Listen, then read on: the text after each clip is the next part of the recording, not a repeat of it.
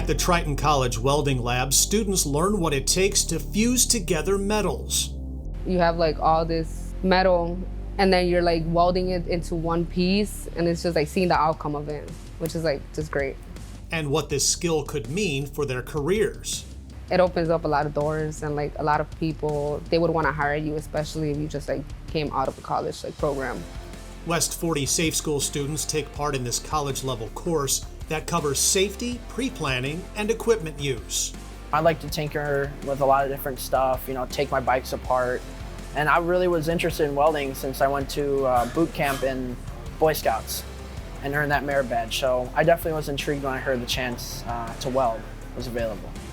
Their instructor says welding builds confidence and puts math skills to use. Your math matters because if you don't use it correctly, you're going to build the wrong product, or it's not going to be the right dimensions. Like many trades, welders continue to be in high demand. Some industries that rely on welders include manufacturing, construction, and aerospace. To graduate and then like go right to college or go right to like a job offer or opportunity, it's really nice.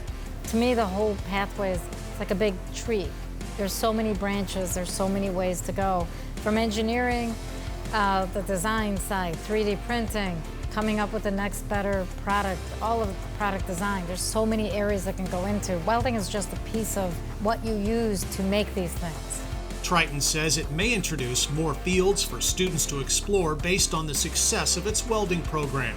We thought this would be a great way to allow the students to get the feel of a campus, get the feel of what it's like to work in a college lab, and hands-on work with some college curriculum. The college says participating West40 students have what's necessary to be successful. At the end of the day, that's what you need is a work ethic, and they have it.